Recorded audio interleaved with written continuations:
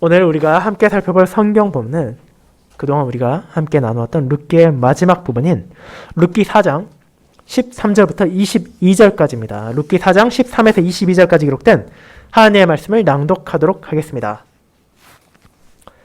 이에 보아스가 룻을 맞이하여 아내로 삼고 그에게 들어갔더니 여호와께서 그에게 임신하게 하심으로 그가 아들을 낳은지라.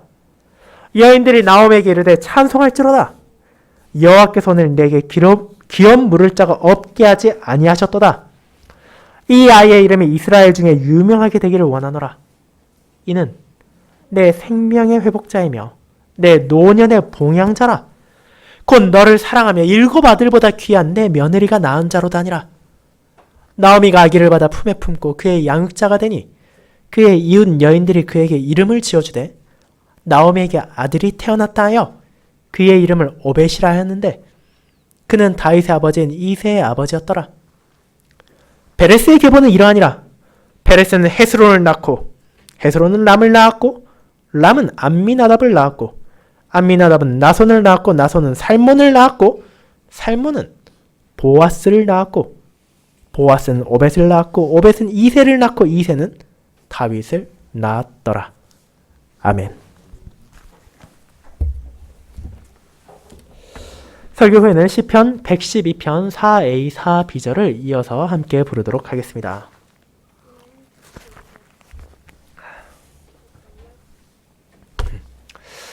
사랑하는 주 예수 그리스도 안에 있는 형제 자매님들,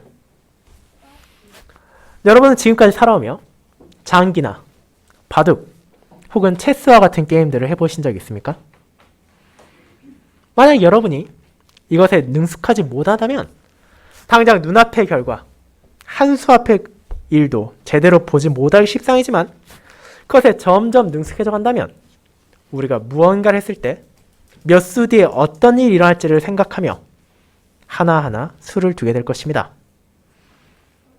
그리고 그와 같은 놀이들을 업으로 삼아 직업을 가진 프로 기사들은 우리로서는 감히 생각하기도 어려운 몇십 수 앞을 생각하며 돌 하나, 말 하나를 판에 놓기도 합니다. 그러나 그들과 같은 능력을 가지지 못한 초보자들은 아무리 그것을 본다 하더라도 이 사람들이 대체 왜 여기에 이 말을 움직였는지, 왜 돌을 놓았는지를 깨닫지 못합니다. 경기가 다 끝난 후에 복귀를 할 때가 되어서야 각 수가 이러이러한 의미가 있다는 설명을 듣고 그제서야 그 모든 것들이 가진 의미에 감탄하게 될 뿐입니다. 그리고 이와 같은 경험은 바로 저와 여러분 같은 언약 백성들이 하나님의 손길을 바라볼 때 종종 느끼게 되는 것과 유사한 점이 있습니다. 우리는 그분께서 펼치시는 손길을 당장은 이해하지 못할 때가 너무나 많습니다. 아니, 왜 이 시점에서 이런 일이 일어나야 하는지, 그게 정말 나에게, 그게 정말 저 사람에게 필요한 일인지에 대해 의문을 품을 때도 있습니다. 그리고 이런 생각은 어쩌면 오늘 본문에 나타나는 모든 사람들에게도 나타날 수 있는 아주 보편적인 것입니다. 룻도, 보아스도, 나오미도, 그리고 당시 베들레헴의 모든 사람들도 그들 위에 놓여진 하나님의 손길을 온전히 이해할 수는 없었습니다. 그럼에도 우리는 무엇을 보게 됩니까? 보아스와 룻, 그들은 하나님의 숨겨진 경륜과 섭리를 호기심으로 파헤치라는 대신 그 모든 순간 자신들에게 주어진 소명에 따라 신실히 살아갔을 뿐입니다. 하나님의 말씀에 따라 신실히 살아가는 그런 자기 백성들에게 신실하신 하나님께서는 그분의 신실함으로 응답하셨고 그들에게 베푸신 은혜를 통해 그저 한 가정에만 은혜를 주신 것이 아니라 그들을 포함한 모든 언약 백성들에게 자비로운 손길, 큰 복을 내리셨습니다. 그 당시에는 누구도 이해할 수 없던 하나님의 손길, 베들레헴의 유력한 자와 모압 출신의 현숙한 여인의 연합은 이후 모든 신자들이 영원히 기억할 하나님의 손길을 보여주게 되었습니다. 그렇게 우리는 이와 같이 자기 백성들을 외면하지 않으시고 우리가 이해할 수 없는 그분의 놀라운 섭리로 세상을 운행하시며 구속 역사를 성취하시는 하나님의 신실하심을 의지하며 모든 상황에서 그분만을 의지하고 구속 역사를 성취하신 하나님의 사랑 안에서 흔들리지 않는 소망을 가질 수 있음을 함께 고백할 수 있습니다. 저는 그와 같은 아름다운 주님의 손길을 보여주는 오늘 본문을 신실한 자기 백성을 신실히 돌보시는 하나님이란 제목으로 설교하고자 합니다. 그리고 이 룻기 마지막 부분에 나타나는 하나님의 역사와 그를 통해 모든 언약 백성들이 가지게 된 소망의 원천에 대해 함께 고백하며 그를 통해 저와 여러분이 하나님을 의지하고 또 이 한 해에도 하나님을 계속해서 한 목소리로 찬양할 수 있게 되기를 소망합니다. 이를 첫 번째 룻과 보아스의 가정에 은혜를 베푸신 하나님, 두 번째 그들에게 베푸신 은혜로 신실하심을 증거하신 하나님이라는 소대지 두 개로 함께 살펴보겠습니다. 첫 번째 룻과 보아스의 가정에 은혜를 베푸신 하나님에 대해 알아보도록 하겠습니다. 형제자매 여러분, 저와 여러분은 룻기를 통해 나타난 하나님의 은혜로운 손길에 대한 내용에 마지막을 향해 나아가고 있습니다. 그렇게 이 마지막 부분을 살피기에 앞서 그동안에 어떤 일이 있었는지를 한번 돌아보고 그 내용을 새기는 것도 저에게 유익할 것이라 생각됩니다. 룻기의 내용은 일반적으로 사람들이 우연이라 생각하기 쉬운 많은 것들이 하나님의 손길 안에서 주어졌다는 것을 증거합니다. 엘리멜렉과 나오미의 가정이 모압 땅을 떠난 것부터 시작하여 각 인물들로서는 도저히 이해할 수 없는 다양한 일들이 대체 어떤 방식으로 하나님의 뜻을 성취하는데 하나하나 움직였는지를 보여주기 때문입니다. 그리고 그 중에서 가장 핵심적인 등장인물인 룻과 보아스는 주님을 경외하며 그분의 뜻에 따라 살아가는 현숙한 여인, 그리고 유력한 자로서의 삶을 분명하게 드러내었습니다. 룻기가 가진 배경, 사사의 시대, 대부분의 사람들이 그저 자기 소견에 옳은 대로 행하고 그것이 어떤 문제도 없다고 생각하고 있었지만 룻과 보아스는 그런 사회의 풍조에 휩쓸리는 대신 자기 소견이 아니라 하나님의 말씀에 신실하게 순종하여 그분을 경외하고 이웃을 사랑하는 자세를 멈추지 않고 증거한 것입니다. 그런 룻과 보아스의 행동은 분명 일반적인 기준에서 보았을 때 현명하다는 얘기를 듣기는 어려울 것입니다. 룻은 어떤 연고도 없는 이방 나라로 가서 시어머니와의 생활을 하기보다는 자기가 나고 자란 모압에서 새 출발을 하는 것이 아마도 훨씬 안락하고 편안한 삶을 기대할 수 있을 것입니다. 보아스 역시 모압 출신 과부 여성을 맞이함으로 찾아올 수 있는 경제적인 그리고 사회적인 리스크를 생각한다면 굳이 기업 물을 자의 책임을 수행하기보다는 잠시 부끄러움을 당할지라도 그것에 눈을 감고 포기하는 것이 훨씬 현명해 보였을 것입니다.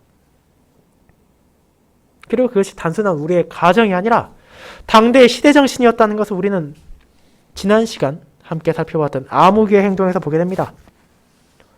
보아스보다 더 가까운 기업 물을 자인 아무개는 짧지 않은 몇 개월의 시간 동안 자신의 가까운 친족인 나오미의 어려움을 외면하고 있었으면서도 보아스의 제안이 자신에게 이득이 될 거라 생각하자 당장 나서서 내가 그것을 받아들이겠다고 선언하고 그 말이 끝난 지 얼마 되지도 않아 보아스가 그렇다면 당신이 잊고 있던 룻에 대한 책임도 져야 된다고 말하자 다시 그 발언을 쳐내 나는 이 책임 물으지 못하겠다라고 말하며 심지어 보아스의 마음이 바뀔세라 수많은 사람들 앞에서 신까지 벗어서 증표로 주는 이 부끄러움을 거침없이 행했습니다. 그것이 단순히 두 사람의 사적인 대화가 아니라 10명의 장로들과 수많은 마을 사람들이 모인 장소에서 일어난 법적인 성격까지 가졌다는 것을 기억한다면 그의 뻔뻔함 대단한 것이었습니다. 그런데 그것이 당대 이스라엘 백성들의 일반적인 자세였습니다.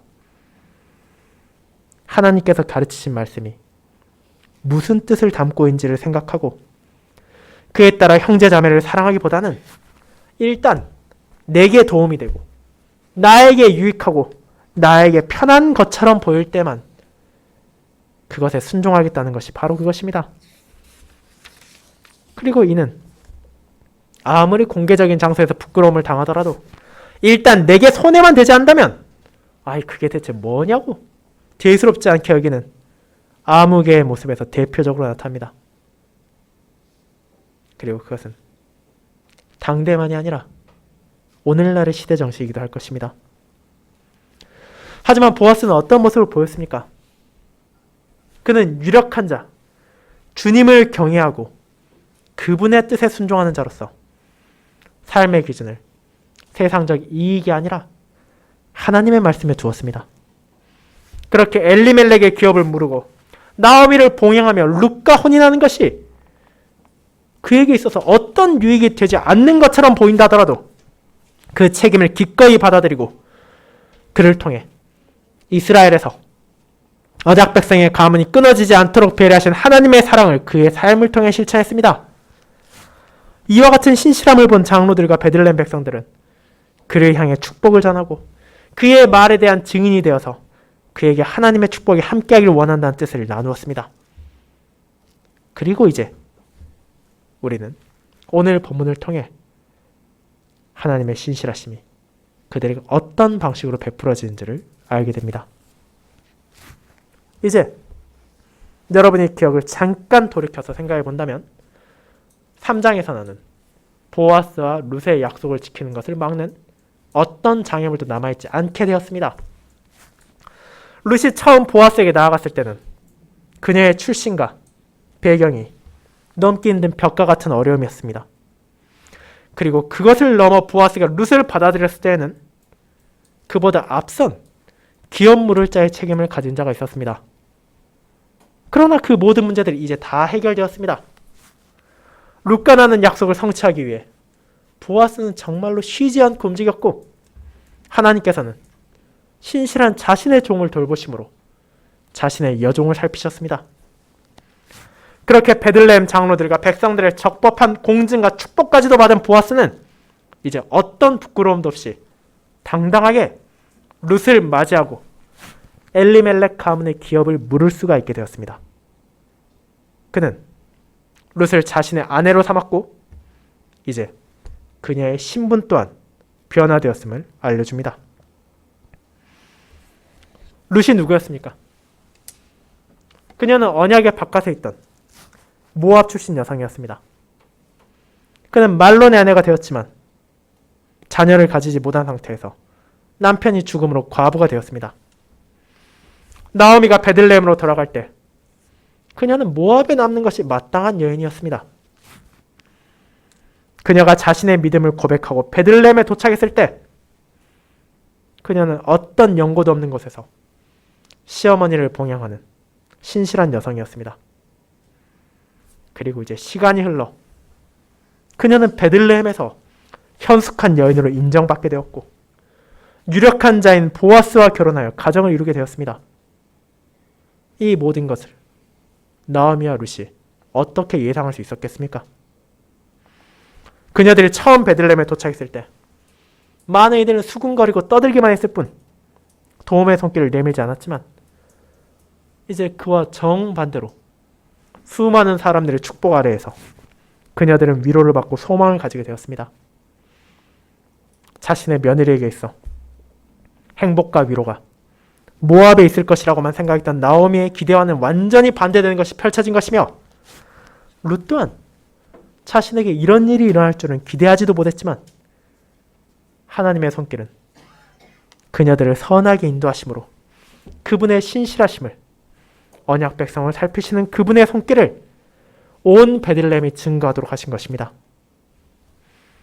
그렇게 보아스와 룻이 가정을 이루었을 때 마침내 우리는 여호와께서 직접적으로 행하신 일에 대한 묘사를 보게 됩니다. 그동안 룻기는 간접적인 방식을 통해 사람들이 우연으로 치부하는 모든 것들까지도 하나님의 손길 안에서 이루어졌다는 것을 보여주었습니다. 보아스의 밭을 향했던 룻과 보아스가 만나고 보아스와 아무개가 만나는 것, 그 모든 것들은 하나님의 섭리 안에서 다스려지고 있었지만 그것들이 직접적으로 그분의 손을 통해 주어진 것이라고는 언급하지는 않고 있었습니다. 그러나 이제 그 모든 것을 인도하신 하나님께서 직접 무엇을 하셨는지를 보여주는 것입니다. 그것은 다름 아닌 룻에게 아들을 낳게 하심으로 드러납니다. 그리고 이것이야말로 나오미와 룻, 심지어 보아스까지도 포함한 그 가정이 진실로 소망하던 것이었습니다. 나오미와 룻은 이렇게 태어난 아들을 통해 엘리멜렉의 가문이 끊어지지 않았음에 감사하게 되었고, 보아스 역시 자신의 친족 엘리멜렉의 기업을 물은 자로서의 소명을 성취할 수 있었음에 기뻐했습니다. 그는 자기 자신이 장로들과 백성들 앞에서 한 선언을 이룰 수 있었고, 그 모든 것은 결국 그들을 돌보시는 주님께서 베푸신 은혜였습니다. 이제 그런 주님의 은혜를 모든 이들이 바라보게 되었습니다. 모압 땅에서 돌아왔던 나오미가 모든 것을 잃고 과부가 된 이방 며느리 한 명만을 데리고 왔을 때 베들레헴 거민들은 무엇을 기대했겠습니까? 이제 그 가문이 완전히 몰락해버릴 것을 예상했을 것입니다. 그리고 실제로 그 예측은 나름의 근거를 가지고 있었습니다. 그녀들 하루하루 먹고 살기 위해 룻이 새벽부터 저녁까지 남의 밭에 나아가서 땅에 떨어진 이삭을 주어야 할 정도였기 때문입니다. 그녀들을 지지할 남편도 없고 그녀들을 봉양할 자녀도 없는 상태에서 언젠가 그 가문이 끊기는 것은 너무나 뻔한 일처럼 보였습니다. 그러나 그들이 예상하지 못한 것은 무엇입니까? 한마디 불평도 없이 자신이 할 수 있는 소명에 충실히 임했던 룻의 신실함, 경제적 손해를 감수하면서도 어려운 형편의 이웃을 돕고 사회적 명예가 추락할 수 있음에도 기꺼이 기업 물을 자의 책임을 받아들인 보아스의 신실함이었고, 그런 신실한 자기 백성을 향한 하나님의 신실함이었습니다. 주님께서는 자신의 섭리 안에서 신실한 자기 자녀들을 인도하셨고, 이제 그들을 통하여 그분의 신실하심을 증거한 것입니다. 그렇게 주님의 손길로 그 가정에 자녀가 태어났을 때 베들레헴 여인들은 나오미를 하나님을 향한 그들의 찬송으로 같이 초대했습니다. 자기에겐 이제 괴로움밖에 없다고 자책하며 말하라고 나를 부르라고 했던 여인과 그런 그녀에게 어떤 소망도 없을 것이라 생각했던 여인들이 신실하신 하나님 앞에 자신들의 어리석음을 회개하고 그분을 찬양한 것입니다. 그리고 이 아름다운 고백의 내용은 다음과 같습니다. 여호와께서 오늘 내게 기업 물을 자가 없게 하지 아니하셨도다. 이 아이의 이름이 이스라엘 중에 유명하게 되기를 원하노라. 이는 내 생명의 회복자이며 내 노년의 봉양자라. 곧 너를 사랑하며 7 아들보다 귀한 내 며느리가 낳은 자로다 하니라. 이 노래는 나오미에게 손자를 주신 하나님의 은혜를 찬양하며 동시에 그렇게 태어난 아이가 그 가정에 어떤 의미가 있는지를 보여줍니다. 나오미는 더 이상 나와 남편의 잘못된 판단으로 인해 그 가문의 기업이 끊어지지 않을까 두려워하지 않게 되었습니다. 그렇게 이 아이는 무너졌다 생각되던 나오미의 생명을 회복하는 존재였고 그녀를 섬기고 봉양할 아이였습니다. 그리고 그처럼 소중한 아이는 자신이 한때 모압 땅에 내치려 했던 이방 출신 며느리 룻을 통해 주어졌습니다. 어떤 상황에서도 자신에게 신실했고 그 이상으로 하나님께 신실했던 며느리, 수많은 아들과도 비교할 수 없는 진정 귀한 일을 통해 하나님께서는 그녀들에게 은혜를 베푸신 것입니다. 그 사실을 증거하게 되었기에, 그 사실을 자신들의 눈으로 보았기에 이제 베들레헴 여인들과 나오미는 찬양하지 않을 수 없었습니다. 그리고 그녀들은 그 찬양을 통해 언약 백성을 향한 하나님의 손길을 높이지 않을 수 없었습니다. 이제 그렇게 태어난 아이를 나오미가 받아 품에 안고 그의 양육자가 되었습니다. 이는 단순히 손자의 양육을 도운 할머니로서의 역할, 그 이상을 말하고 있는 것입니다. 비록 하나님을 향한 믿음을 고백하고 그분의 은혜 안에서 신실함을 증거했다 하더라도 룻은 모압에서 태어나고 자라왔기에 그녀에게 부족한 것이 있었을 것입니다. 그것은 바로 어떻게 하나님의 말씀 안에서 자녀들을 양육해야 하는가에 대한 경험입니다. 물론 우리는 룻의 신실함을 알고 있고 그녀가 하나님의 말씀에 따라 자녀를 양육하기 위해 최선을 다할 것은 알고 있지만 그럼에도 나오미는 자신이 어린 시절 직접 받았던 교육과 두 아들을 양육했던 경험을 토대로 이 며느리의 부족한 면을 채웠고 그들에게 은혜로 주어진 아기를 함께 길러갈 것을 이 본문은 말하고 있는 것으로 보입니다. 이제 그와 같이 아이가 태어났습니다. 그 가족들을 통해 사랑 안에서 양육받을 준비가 끝났습니다. 그렇다면 이제 한 가지가 남지 않았습니까? 그것은 바로 그 아이에게 적합한 이름을 붙여주는 것입니다. 여기서 우리는 조금 특이한 모습을 보게 됩니다. 오늘날 많은 경우 아이가 태어났을 때 그 아이의 이름을 정하는 것은 그의 가족입니다. 자신의 자녀를 위해 부모들이 고심해서 이름을 붙이기도 하고 혹은 조부모나 다른 친척들이 그 이름을 정해주기도 합니다. 그런데 그것은 항상 그러했던 것은 아닙니다. 여러분이 세례 요한의 이름을 정한 누가복음 1장에서도 볼 수 있듯이 이스라엘에서 아이들은 8일이 되어 할례를 받을 시기가 되었을 때 이를 기념하기 위해 찾아온 수많은 이웃들과 친족들 앞에서 이름을 결정하기도 했습니다. 때때로 그 방문자들은 아이의 이름에 대한 조언을 하기도 했고 그것이 합당하다 생각될 경우 가족들이 그것을 받아들여 아이들에게 실제로 그 이름을 붙이기도 했습니다. 그리고 이 경우 룻과 나오미의 이웃 여인들, 나오미와 함께 하나님을 찬양했던 베들레헴 여인들이 아이를 위한 이름을 제언했고 아이의 부모와 할머니가 그것을 받아들인 것으로 보입니다. 그 이름은 바로 오벳입니다. 자, 이 오벳이란 이름이 어떤 뜻을 가지고 있기에 그녀들은 이를 받아들인 것입니까? 구약 성경에서 4명의 다른 사람들은 이 이름을 가졌습니다. 그러나 이 이름은 공통적인 의미를 가진 것이 있습니다. 그것은 바로 누군가를 섬기는 자, 누군가에게 봉사하는 자라는 뜻입니다. 베들레헴 여인들은 1차적으로는 아이가 장성하여 그동안 여러 가지 어려움을 인내했던 자신의 할머니 나오미를 성실히 봉양하기를 기대하며 이 이름을 주었을 것입니다. 그러나 그뿐 아니라 그 이름이 담고 있는 보다 일반적이고 넓은 뜻, 언약 백성으로서 하나님을 섬기며 그분의 뜻에 따라 봉사하는 자라는 의미 역시도 포함되었을 것입니다.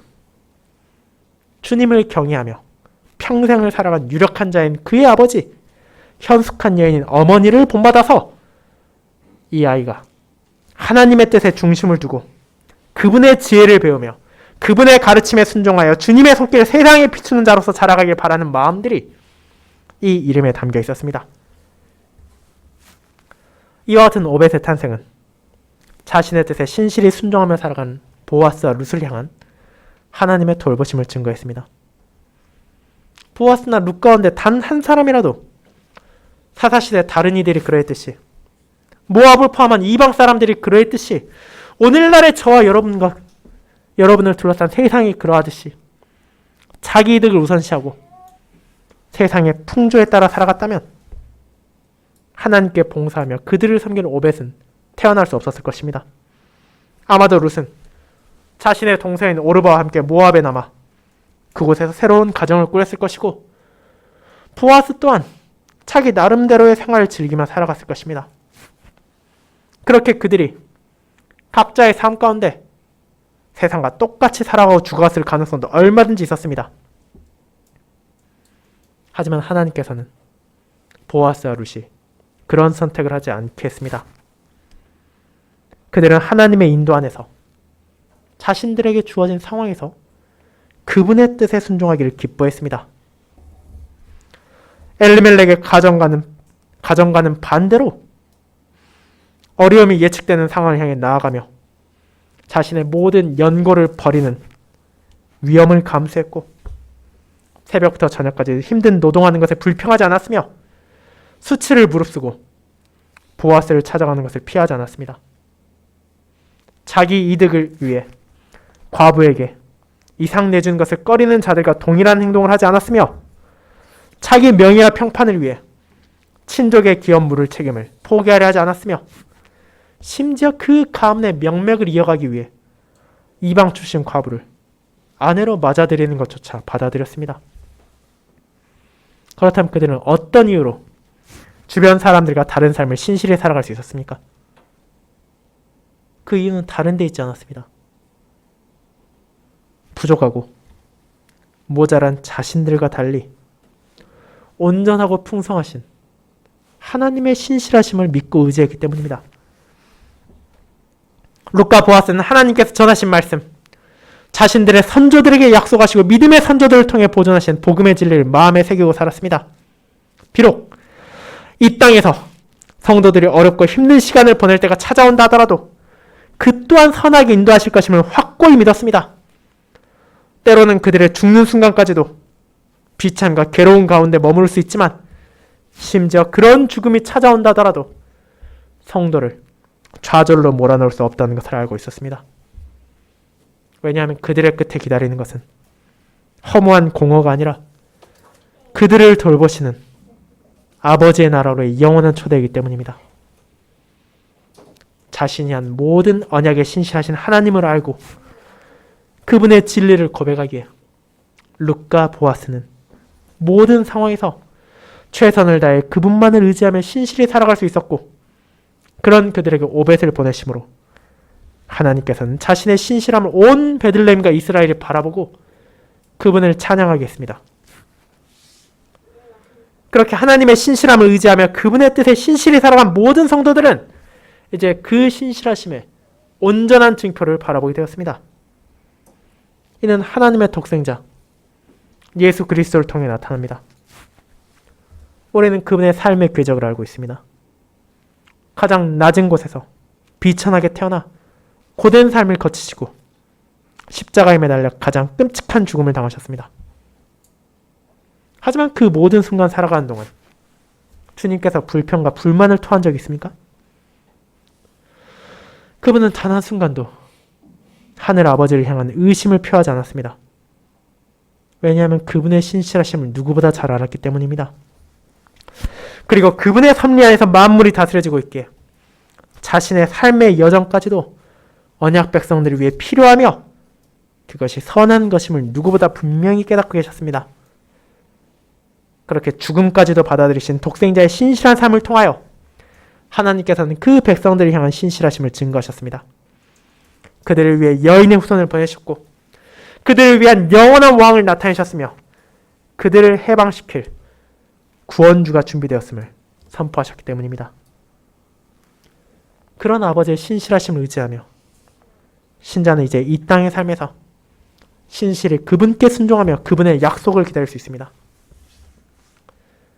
사랑하는 형제자매 여러분, 이와 같은 오벳의 탄생을 통해 우리는 하나님의 신실하심을 다시 한번 기억하게 됩니다. 분명 이 세상에서 신실히 살아가는 모든 신자들이 이와 동일한 은혜를 받지는 않을 것입니다.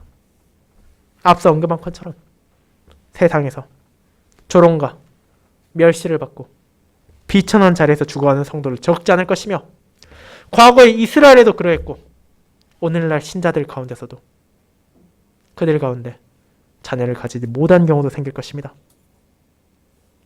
그러나 그 사실이 하나님의 신실하심을 변하게 하는 것이 아니며 우리의 삶의 기준을 바꿀 수는 없습니다.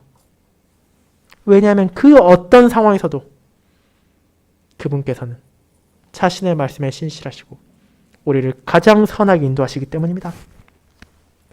그 사실이 하나님께서 다스리시는 역사 가운데 끊임없이 증거되었습니다. 그렇게 우리는 그분을 의지하며 그분을 향한 신실함, 말씀에 순종하는 삶을 살아갈 수 있습니다. 그리고 그 하나님께서 나오미의 아픔을 치유하시고 룻에게 소망을 주시고 보아스의 약속을 성취하도록 하신 것처럼 저와 여러분의 눈물을 닦아주시며 고통과 괴로움이 없는 영원한 평강으로 인도하실 것을 확신하며 그분께서 준비하신 생명의 길을 우리는 함께 나아가며 그분을 함께 찬양해야 할 것입니다. 그리고 이 찬양은 그들에게 베푸신 은혜로 신실하심을 증거하신 하나님의 손길 안에서 더욱더 커지게 될 것입니다. 성도 여러분, 그와 같이 오벳의 탄생은 나오미와 룻 그리고 보아스에게 베풀어진 하나님의 은혜였습니다. 그런데 이 엘리멜렉의 가문을 이어나갈 아이가 태어남은 단순히 신실했던 한 가정에 베풀어진 하나님의 자비를 넘어 모든 언약 백성들에게 그분의 신실함을 증거하게 됩니다. 그것이 어떻게 나타나는지를 이제 살펴보도록 합시다. 룻기 4장의 17절은 아이의 이름을 지어주는 것에서 끝나지 않습니다.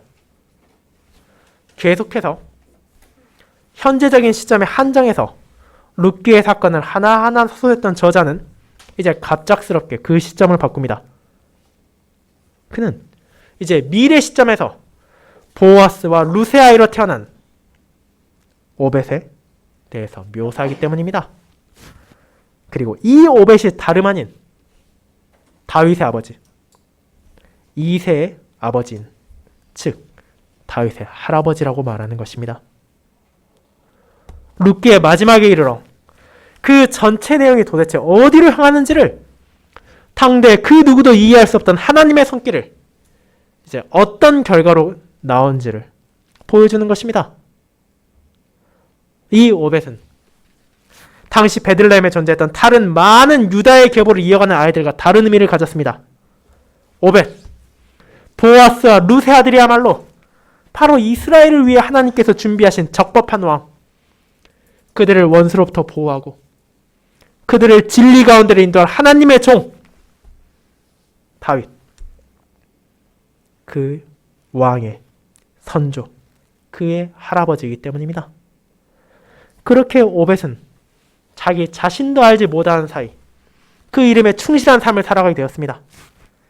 그는 나오미를 봉양하고 보아스와 룻을 섬긴 것을 넘어 그의 가문을 통해 하나님을 예배하며 이스라엘을 위해 봉사할 왕이 태어나게 됨을 통해 모든 언약 백성들을 향해 헌신하게 되었기 때문입니다. 이를 알려준 룻기는 이제 자연스럽게 베레스의 계보로 연결됩니다. 성경에 나오는 계보 가운데 10명의 이름을 구성된 목록이 종종 있습니다. 그 경우에는 전체 구성원 가운데 7번째로 나오는 인물과 마지막 10번째로 나오는 인물의 중요성을 강조하며 특별히 마지막 나오는 인물에 우리의 초점을 두게 합니다. 그렇게 이 계보는 무의미한 것이 아닙니다. 이는 룻기 전체 내용을 통해 전하고자 하는 하나님의 뜻이 무엇인지를 우리에게 알려주는 것이며 그 안에서 본문의 내용들이 어떤 역할을 했는지를 보여주는 것이기 때문입니다. 앞선 룻기 본문에서 나온 유다의 아들 베레스로부터 시작한 이 계보는 분명 다른 계보들과 같이 다윗까지 이어지는 모든 조상들을 한 명 한 명 다 열거한 것은 아닙니다. 그렇게 우리가 보아야 할 것은 이 계보 안에서 본문과 연결된 인물이 누구이며 그가 어디에 위치해 있는지입니다. 여러분 이제 한번 이 계보에 나오는 사람들의 수를 세어보시기 바랍니다. 마지막인 10번째는 너무 쉽고 7번째 나오는 사람이 대체 누구입니까? 여러분이 이 계보를 주의 있게 살펴본다면 룻기를 통해 우리가 함께 본 인물 중에 한 명이 7번째 나타남을 보게 될 것입니다. 그는 바로 보아스입니다. 그리고 이것은 진정 놀라운 것입니다. 자기의 명예와 자기의 이득을 추구하여 엘리멜렉의 기업 있기를 거부한 친족은 성경에 그 이름조차 남기지 못하고 그저 한 명의 아무개로 지칭된 반면에 세상의 풍조를 따르지 않고 하나님의 뜻에 따라 쉽지 않은 길을 나아간 보아스는 단순히 한 가정의 이름을 남기고 한 가정의 가장이 되는 것을 넘어 백성들과 장로들의 축복이 나타난 것처럼 베들레헴에서 유명한 것을 넘어서 이제 온 이스라엘과 모든 믿음의 후손들 가운데 잊혀지지 않는 영광스러운 왕의 계보에 당당히 그 이름을 남기게 되었기 때문입니다. 그리고 오늘 우리가 읽은 마태복음에 나타나듯이 이 계보에 이름을 남기는 명예를 받은 것은 보아스만이 아닙니다. 그의 아내인 룻 또한 그 이름을 올리는 명예를 받게 됩니다. 그것은 신실한 자신의 종에게 베풀어진 하나님의 놀라운 은총이었습니다. 자, 이 계보가 그와 같은 놀라운 은혜를 보여주지만 이 계보, 보아스에서 멈추는 것이 아닙니다. 그보다 더 중요한 것은 앞서 말한 것처럼 계보의 마지막에 나온 인물, 10번째 인물인 다윗입니다. 그가 태어났기에 앞선 계보의 모든 인물들이 빛나게 됩니다. 그는 지금까지도 성도들이 사랑하는 하나님의 뜻에 따른 이스라엘, 언약 백성들의 왕이기 때문입니다. 앞선 선조들은 그를 위해 예비된 하나님의 뜻에 따라 존재한 이들이었고, 그런 관점에서 룻기 또한 자신의 왕을 예비하시는 하나님의 손길이 어떤 방식으로까지 드러나는지를 우리에게 보여주고 있습니다. 보아스와 룻과 나오미의 예정 가운데 나타나는 주님의 섭리는 우리로서는 감히 상상할 수 없는 방식을 통해 드러나는 그분의 사랑과 자비를 분명하게 확증한다는 사실을 성도는 고백하게 됩니다. 이제 그와 같은 위대한 왕인 다윗을 바라보게 하며 이 룻기는 마치게 됩니다. 하지만 저와 여러분이 알다시피 이 계보는 여기에서 끝나는 것이 아닙니다. 이 계보의 핵심은 위대한 왕인 다윗에서 멈추게 되지만 그것은 이후에 이어질 온전한 계보의 전반부의 끝에 불과하기 때문입니다. 그리고 우리는 다윗에서 잠시 멈췄던 우리의 시야가 누구를 향해야 하는지를 알고 있습니다. 신자는 다윗보다 더 위대한 왕, 자기의 백성을 진실로 위하는 여인의 후손이 찾아온다는 것을 믿음 가운데 깨닫게 되었기 때문입니다. 그분은 바로 모든 성도들의 왕이시며 제사장이시고 선지자이신 그리스도 예수, 바로 저와 여러분의 구속주이십니다. 하나님께서는 오벳을 베푸심으로 신실한 백성을 향한 자신의 신실하심을 증거하셨을 뿐 아니라 사람의 부족한 신실함과 결코 비견될 수 없는 그분의 온전하심을 나타내셨습니다. 그분의 섭리로 다스려지는 인생 가운데 이러한 모든 사건들을 우리는 분명 이해할 수 없을 때도 많을 것입니다. 그럼에도 그것이 그분의 구속의 뜻을 벗어나지 않는다는 것을 깨닫게 하시며 신자들이 인내하며 하나님의 모든 계획이 성취될 날에 소망을 가지고 기다릴 수 있게 하셨습니다. 그 약속에 대한 확신을 보아스를 포함한 모든 구속자들이 가리키는, 그리고 룻을 포함한 모든 신실한 백성들이 소망했던, 그리고 나오미를 포함한 모든 회개한 이들이 간절히 바라보던 그분의 독생자를 통해 보여주셨습니다. 그 확신을 함께하기에 저와 여러분도 이 하루 그분을 의지하며 그분을 찬양할 수 있게 됩니다. 사랑하는 성도 여러분, 이제 저와 여러분은 룻기를 살피는 긴 여정을 마치게 되었습니다. 그런 우리의 마음 안에 기억해야 할 것은 무엇입니까?